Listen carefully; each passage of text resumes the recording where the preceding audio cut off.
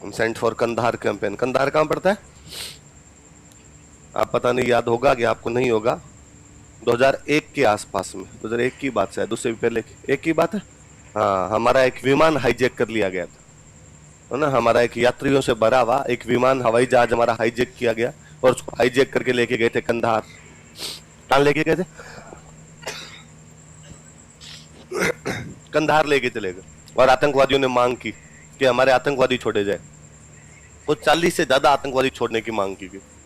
फिर भारत सरकार ने बार्गेनिंग की, इतने नहीं छोड़ेंगे, इतने नहीं छोड़ेंगे, इतने नहीं छोड़ेंगे। फाइनली 3 छोड़े थे। कितने छोड़े थे? उन 3 में से एक आदमी था आपका मसूद अजहर। कौन था? 2001 के बाद में अपने जितने बम विस्फोट हुए उसे अकेले ने किए। एक आदमी क्या कर सकता है, वो मसूद अजहर ने बताया। ये लश्कर तैयबा, जैसे मोहम्मद, ये जो भी आप संगठनों के नाम सुनते हैं, इनका हैंडलर यदि कोई बंदा रहा तो वो बंदा बाद में कौन रहा? मसूद अजहर। उस कंधार वाले हाईजैक में छोड़ा था। तो कंधार वाला जब हाईजैक हुआ, यात्री थे उसमें खूब सारे थे, 150 गया और ज्यादा ही होंगे, मेरे से याद नहीं अब संख्या तो मुझे। और अपने मीडिया जोरदार चीज है ही। तो वो यात्री अब ले गए भाई, ले गए तो ले गए। अब उसमें तो सिक्योरिटी थ्रेट तो हो ही गया, सरकार को ध्यान रखना चाहिए, हमारी सिक्योरिटी एजेंसीज को ध्यान रखना चाहिए। पर अब नहीं रख पाए, उस विमान को हाईजैक कर लिया गया। तो अपने जो वो यात्री थे वहां पर, उनके घरों पर पहुंच गई अपनी मीडिया ने पता लगा लिया भाई उस विमान में यात्री कौन कौन थे। उसका आदमी के घर पे चले गए।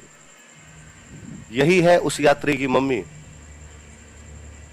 जो यात्री फंसा हुआ है कंधार में। आतंकवादियों की पिस्तौल के नीचे उसकी कनपटी है। जानेंगे उसकी मां से कि कैसा लग रहा है। कैसा लगेगा मां को? मां हाय तो भाई करेगी, मेरे बेटे को ले गए, बचाओ, मुझे कोई मतलब नहीं है, कुछ भी करो लेकिन मेरे बेटे को बचाओ, यही होगा। और कोई आप 140 के 40 का इन लोगों ने दिखाया। पूरे देश में माहौल बना कि कितने भी आतंकवादी छोड़ दो, विमान वापस आना चाहिए। कितने भी आतंकवादी छोड़ दो, लेकिन विमान है, हमें कोई मतलब नहीं है तुम्हारे आतंकवादी, छोड़ दो, सबको छोड़ दो, जेलों में जितने बंदे सबको छोड़ दो, सारी बातें मान लो, हमारे बच्चों को कुछ भी नहीं होना चाहिए। ऑब्वियस ही बात है, घर वाले यही कहेंगे। ये तो मीडिया की गलती है कि यार ऐसी चीजों को दिखाता है पूरे देश में। वरना तो 140 लोगों के घर वाले कह रहे थे, या 150 जितने लोग थे उनके घर वाले कह रहे। अब पूरा देश बाद में एक ही स्वर में बात करता है, कुछ भी हो जाए लेकिन उनको कुछ भी नहीं होना चाहिए, आतंकवादी छोड़ने पड़े तो सारे छोड़ दे। अरे ऐसे कैसे छोड़े जा सकते हैं? यूं तो कल को कोई कुछ ही कर लेगा। तब कई बार लगता है कि भारत इतना लुल्लपुंज देश है जिसकी हद नहीं। अभिनंदन को पकड़ा था, पूरा देश लगा हुआ था। अभिनंदन को लेके आओ, भले कुछ भी हो जाए, युद्ध रोक दो। क्यों रोक दो? फौजी जब फौज में शामिल होता है तब उसे पता होता है कि मेरे साथ कुछ भी हो सकता है, पकड़ा भी जा सकता है। उसे पहले भी कई पकड़े गए थे, तुम्हें पता ही नहीं कब पकड़ा गया। उनके पकड़े जाते हैं, हमारे पकड़े जाते हैं। ये फौज का हिस्सा है, उस नौकरी का अपने आप में हिस्सा है। पूरा देश चिल्लाए, एक साथ पूरा देश चिल्लाए। और ये सबसे ज्यादा बाउंड्री इकट्ठा करवाते हैं बड़े मीडिया वाले। ऐसे ऐसे लोगों को पकड़ पकड़ के लाएंगे और उन लोगों के बाद में वो करवाएंगे। मीडिया वालों ने 99 का युद्ध हुआ, एक वो बहुत बुरी सी शक्ल की पत्रकार है, बरखा दत्त है, देखी होगी।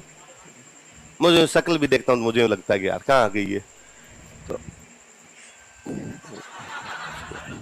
उसको मेडल वेडल मिले थे। 99 वाली वॉर की उसने रिपोर्टिंग की थी, कारगिल जाके। कहां जाके रिपोर्टिंग की? ये देखिए, एक महिला पत्रकार फ्रंट पर खड़ी होकर कर रही है वहां से रिपोर्टिंग। रिपोर्टिंग क्या है? वहां ऊपर खड़ी और बता रही है, यह है हमारा एक बंकर, देखिए फौजी भाइयों की हालत, नहीं है इनके पास हथियार, बहुत बुरी स्थिति में रहना पड़ रहा है बंकर में। तुम्हारा चैनल पाकिस्तान नहीं देखता क्या? उसको नहीं पता चल रहा है क्या कहां पर कितने बंकर है? तुम बता रही हो, साफ साफ लाइव कर रही हो, और कहां पर कितने हथियार है वो और बता रही हो सारे। और भारत लहा लोट था उसकी रिपोर्टिंग पे।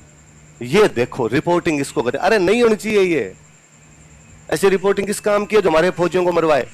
और पाकिस्तान वाले दिल्ली न्यूज चैनल देख दे के बम मारते इधर कि यहां पर इनके हथियार नहीं है, यहां पर इनके फौजी कम है, यहां इनकी चौकियां है। 2008 में हुआ ताजवाड़ा हमला, नीचे लगी हुई अपनी मीडिया, ऊपर वो आतंकवादी बैठे हैं। उधर उनका हैंडलर एक पाकिस्तान में बैठा है, कराची में कहीं बैठा बैठा उनको डिक्टेट कर रहा है क्या करना है क्या नहीं करना है। अपनी मीडिया दिखा रही है। और पहुंच चुके हैं हमारे कमांडो, 50 की संख्या में कमांडो पहुंच गए हैं। और अभी 27वें नंबर की मंजिल पर चढ़ने का प्रयास कर रहा है हमारा कमांडो। उधर से वो करेगा 27 पर एक है। ये मीडिया है, ये रिपोर्टिंग होती है। अपने ज्यादातर पत्रकार वो हैं रीट में नहीं हुआ तो वो बाद में क्या करने लग जाते हैं, पत्रकारिता करने। ज्यादातर भले लोग भी हैं, खूब अच्छे लोग भी हैं, पर ज्यादातर लोग वो उसी प्रकार के।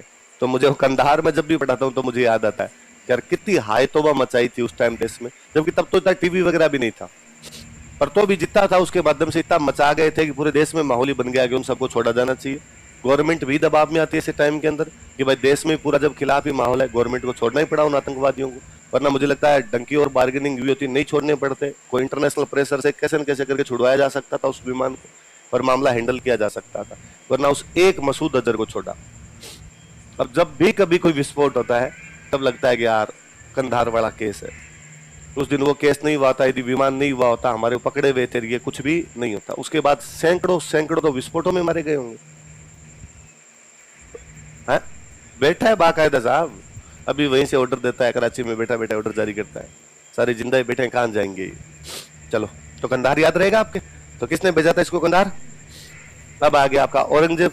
औरंगजेब ने इसको भेजा साउथ। कहां पे भेजा? और साउथ में उन दिनों लड़ रहे थे शिवाजी।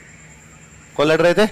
शिवाजी। शिवाजी लड़ रहे थे उन दिनों। तो शिवाजी के खिलाफ मुगलों के जितने सेनापति गए उनकी पार नहीं पड़ रही थी। मैंने बताया था शाइस्ता खान नाम का सेनापति था और जसवंत सिंह के चक्कर में आके शिवाजी ने उसका अंगूठा काट लिया था।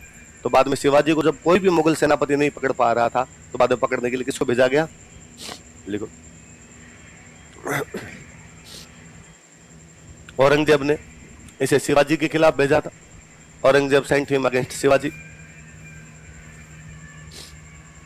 औरंगजेब ने इसे शिवाजी के खिलाफ भेजा था। Aurangzeb sent him against Shivaji.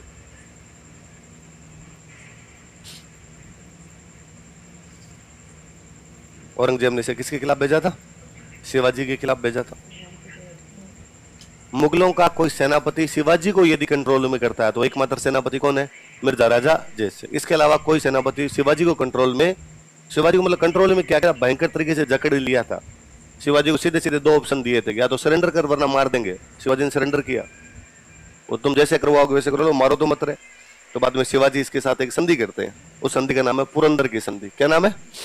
लिख लो, पुरंदर की संधि।